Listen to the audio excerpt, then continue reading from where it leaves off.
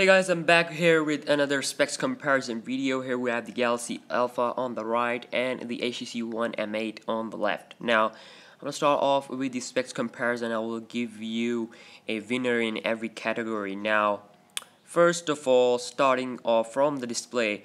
Now, the Galaxy Alpha has a 4.7-inch display. Now, the display department is the only department where Galaxy Alpha loses to most of the phones out there, because the display is only 720p HD. Now, we all know that the HTC One M8, S5, all those kind of phones out there, top phones, have at least 1080p HD display or a 2K display like an LG G3. Now, this phone, Galaxy Alpha, has a display equal to a Samsung Galaxy S3, just a little bit more PPI here, 312 PPI. So, whereas the HTC One M8 totally crushes this phone in this department with this IPS LCD 441 PPI display with 1080p Full HD resolution and 5-inch screen.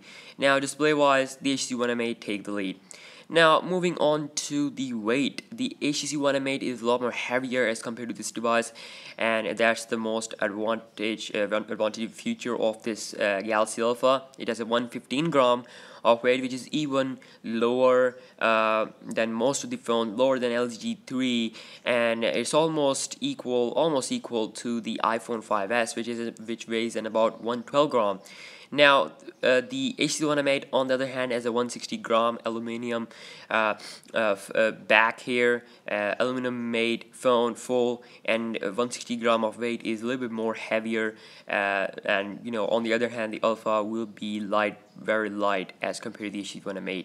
Now, in terms of camera, we have 4 megapixel ultra pixel camera with dual camera on the back of the HTC One M8 with dual LED flash. Whereas on the Alpha, we only get a single LED flash with 12 megapixel camera, and also both devices can record a 4K video.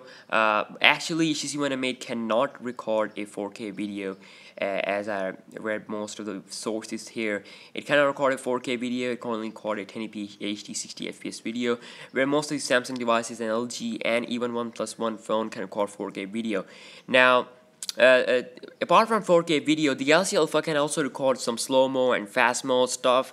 It can also have a lot of other stuff that HTC One M8 don't have, and that's something, the advantage that software is giving the Galaxy Alpha. The fast and slow motion videos are actually some software features for the Galaxy Alpha. It's also able since the Note 3 come out, so that's some tricks. And front-facing wise, the HTC One M8, now HTC One M8 take the lead here. It has a 5 megapixel camera just because of the more megapixels. It has more good selfies.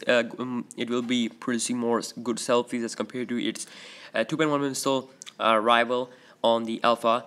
Now, camera wise, I will say it has a draw because the dual camera is also extremely good in terms of outdoor photos, but some lack of performance in indoor and low light conditions. But I will call it as a draw because the Galaxy Alpha does not have a full top of the flash camera like the S5, like its Papa S5 16MP camera. It only have a 12 megapixel camera now. It's equal there. Camera department both devices should be equal. And now, in terms of the hardware, we have Exynos 5430 octa-core processor with Meli T628 MP6 GPU. Now, the GPU is a hexa-core one, and it will be giving you more performance in terms of benchmarks than any phone out there, just because of its 720p HD display.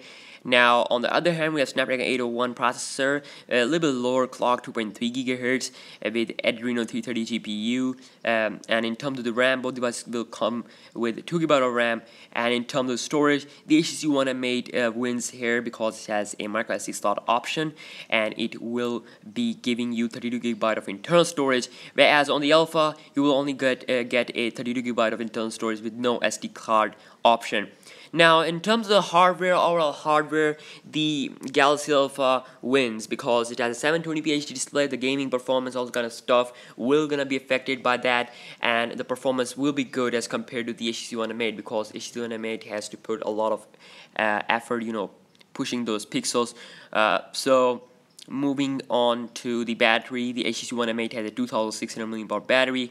Now I've read a lot of reviews about the battery life. The battery life of HTC One M8 is not good as compared to most of the phones out there, just because of its display. And you know, they should have put more milliamp hours. Maybe a 3000 mAh battery should be good for the HTC One M8. But anyways, on the Galaxy Alpha we get a 1860 mAh battery, which should be enough for a 720p HD display. Now in terms of availability, both devices will gonna be HTC One M8 is actually available worldwide, whereas the Galaxy Alpha will gonna be released in September. Now the Galaxy Alpha is a great device, is an extremely great device, but it doesn't worth a lot of money. You know, you pay only for the metal, you know, its build quality, not about, you know, specs and camera, because a lot of phones actually are good than the Galaxy Alpha in lower price range. But you know, the only thing you're gonna be paying for will be its you know, metal body, so it will cost more than the HTC One M8. I'm pretty sure about that. You know, so it's Samsung's first slimmest Galaxy phone. It's a extremely thin phone, and it's also made by metal, Samsung's premium phone, so premium boy, premium baby. So they will gonna price it at higher dollar price. So yes, do let me know in the comment section down below what you think about these two devices. Is the HTC One M8 worth it, or the Galaxy Alpha? Now yes, thanks for watching guys, and I will see you next one. Peace out.